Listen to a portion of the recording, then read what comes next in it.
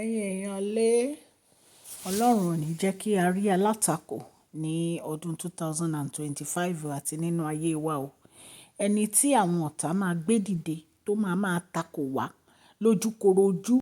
Ọlọ́run ò ní jẹ́ kí irú ẹni báyìí kó bá wa pàdé o. Ó yà wá lẹ́nu.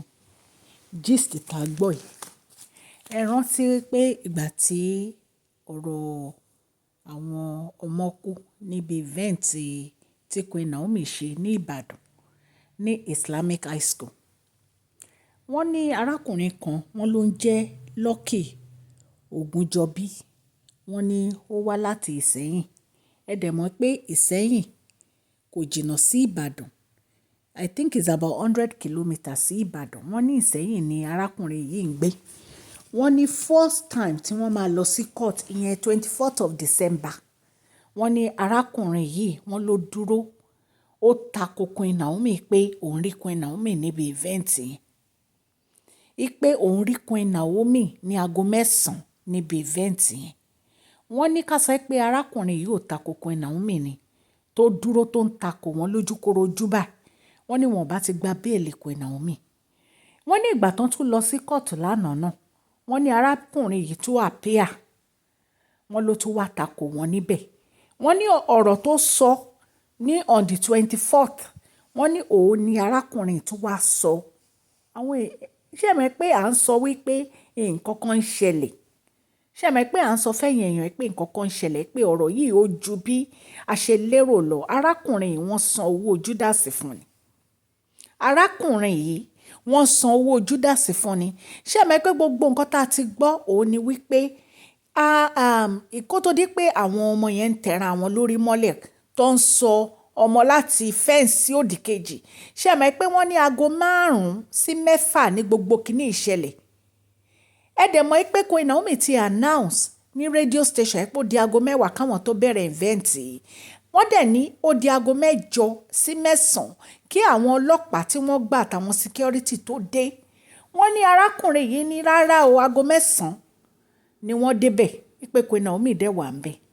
Ẹ rí pé ilé ayé yìí le ẹ̀yin èèyàn lé. Ilé ayé yìí ẹ̀yin èèyàn ilé ayé le o. Alátakò ni wọ́n gbé dìde fún Queen Naomi o. Alátakò ni wọ́n gbé dìde fún wọn o wípé kó takò wọ́n nílé ẹjọ́. Ṣùgbọ́n ẹlòmíì kò mọ ìyà tí Ọlọ́run máa fi ń jẹrú àwọn èèyàn báyìí. Báwo lo ṣe máa gba owó tó máa tako èèyàn ní kóòtù pé orí ní ibi event ní 9? Okay, fine. Tó bá tiẹ̀ wá tako tó bá lórí níbi event ní 9. Ẹ̀yin èèyàn lé ìwọ nìkan kọ́ ló wà ń bẹ̀ náà. Àwọn ẹlòmíì wà ń bẹ̀ náà. Wọ́n lè pe àwọn ẹlòmíì lórí ìwọ nìkan tí wọ́n wá pe èèyàn 100 kọ́ wọ́n máa ní Queen Naomi ò sí ń bẹ̀ o. Kó jẹ́ ìwọ nìkan ló ń sọ pé orí Queen Naomi ń bẹ̀. Ó yẹ kán fura sí ẹ. Ó yẹ kán fura sí ẹ kó dẹ̀ ṣe investigation lórí ọ̀rọ̀ ẹ. Ẹni tó gbé owó ìfún ẹ tó ní kó máa tako Queen Naomi wípé orí wọn níbi event yẹn ní aago 9 tí wọ́n dẹ̀ ní Queen Naomi ò yọjú rárá.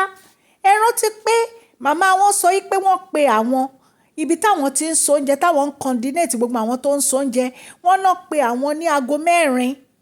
Wọ́n ní pé kò sí event mọ́ wọ́n ti cancel event.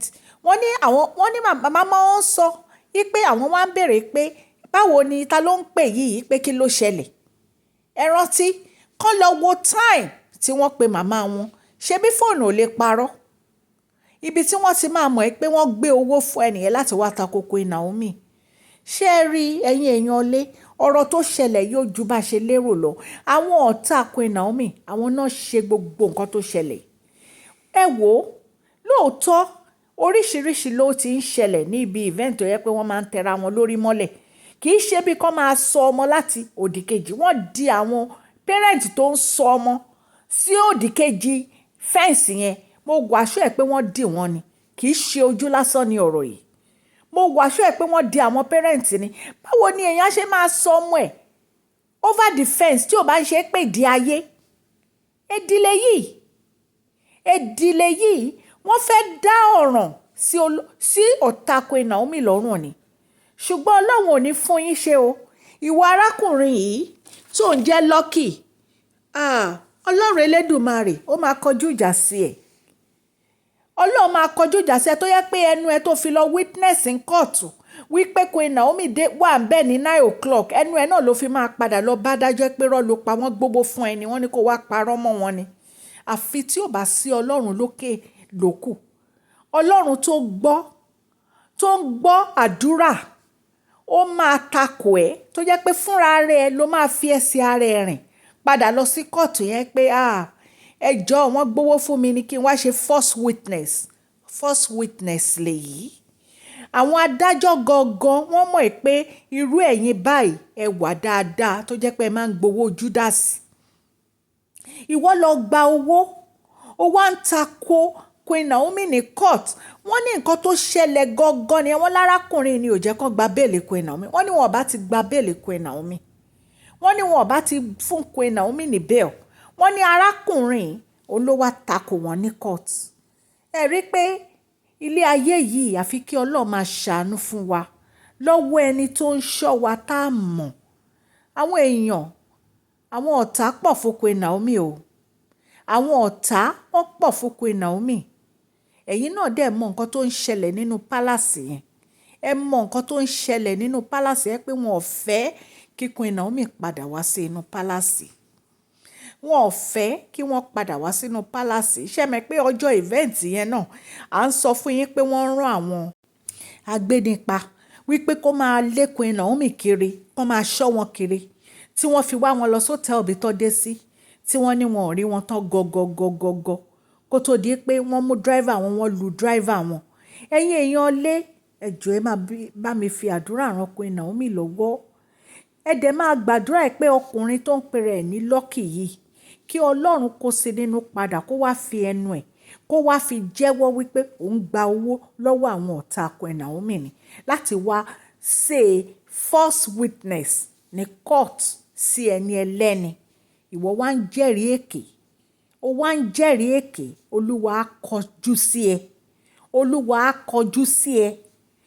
Ìgbà tó bá rí ìjà Ọlọ́run fúnra ẹ ló máa wá jẹ́wọ́ padà pé mo gbowó ni o, ẹ dáríjì mí o. Bó dẹ̀ ṣe máa rí nìyẹn. Ẹ̀yin èèyàn lé kò jẹ́ bó ṣe jẹ́. Ìgbà tí mo gbọ́ gist mo ní láti wá jẹ́ kẹ́ ẹ gbọ́ nǹkan tó ń ṣẹlẹ̀ tí wọ́n fi gba béèlì Queen Naomi o. Ara àwọn èèyàn tí wọ́n wá give false witness ìjẹ́rìí èké ní court ni. Ọlọ́run Elédùmarè á nawọ́ agbára, á ṣàánú fún Queen Naomi, á nawọ́ agbára, á kó ẹ̀yin gbogbo ẹ̀yin false witness, á kọ síra yín, á dojú ti gbogbo yín. Ọlọ́run Elédùmarè á nawọ́ agbára, á wọnú judge tí wọ́n lọ ń bá ní high court ní January 13 ní next court wọn ni wọ́n lọ sí high court. Bẹ́ẹ̀ náà ni a gbọ́ wípé arábìnrin kan ní ọjọ́ tí ìṣẹ̀lẹ̀ yìí ṣẹlẹ̀ wọ́n ló gbọ́mọ dání, wọ́n ló kọ́kọ́ fa ọmọ ẹ̀ lọ́wọ́. Wọ́n ní ìgbà tó di bí aago 5 tí gbogbo wọn ń sáré gìrìgìrìgìrì, wọ́n ní bó ṣe gbé ọmọ ẹ̀ nìyẹn tó gbé máyà. Wọ́n ní arábìnrin yìí, wọ́n ní ó ní àwọn èèyàn kan wá bá òun, wọ́n wá fún un ní 120,000 naira wípé kí òun wá lọ witness èké against Queen Naomi. Wọ́n ní ṣùgbọ́n Ọlọ́run bá arábìnrin yẹn pàdé. Wọ́n ní fúnra rẹ̀ ló lọ jẹ́wọ́ ní church kan tó wà ní Ìbàdàn.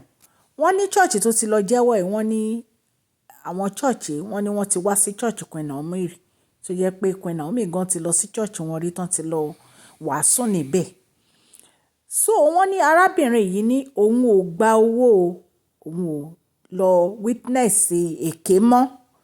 Wọ́n ní bí arábìnrin yìí ṣe sọ fún wọn nìyẹn pé òun ò witness èké against Queen Naomi, pé àwọn èèyàn kan ló wá bá wọn tí wọ́n pe àwọn jọ tí wọ́n dẹ̀ fún àwọn lówó wípé ọjọ́ tí wọ́n bá ti fẹ́ lọ sí kóòtù kí gbogbo wọn kí wọ́n lọ máa witness èké against Queen Naomi, pé kì í ṣe aago 5 sí 6 ni ọ̀rọ̀ àwọn ọmọ tó kú ṣẹlẹ̀ wípé kán máa ṣẹ́ pé aago mẹ́sàn-án òun ni ọ̀rọ̀ yìí ṣẹlẹ̀. Queen Naomi dẹ̀ wà níbẹ̀ nígbà tó ṣẹlẹ̀.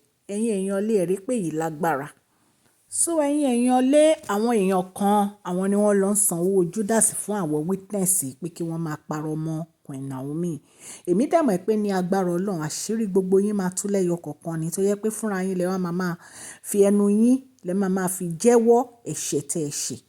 Àfi kí Ọlọ́run Elédùmarè ọba láàánú kó ṣíjú àánú ẹ̀ kó dàbò Queen Naomi níbi tán wà kí wọ́n rí aláàánú kí wọ́n dẹ̀ bá ojú rere George tí wọ́n ń lọ bá kí wọ́n bá pàdé ní January 13 tí wọ́n ń lọ sí High Court. Gbogbo ẹ̀yin first witness kọ́lọ́run Elédùmarè kó kọjú ìjà sí yín kí ẹ bẹ̀rẹ̀ sí í kà í pé ẹ gba owó ni. Ẹ̀yin èèyàn lé kò jẹ́ bó ṣe jẹ́.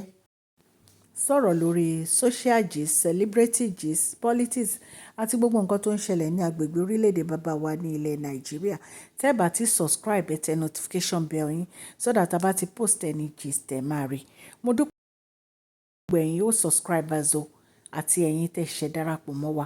Ọlọ́run Elédùmarè ọba láàánú á bá mi gbọ́wọ́ yín sókè o. Gbogbo nǹkan tẹ́ bá ń fẹ́ lọ́lọ́run máa ṣe fún yín o.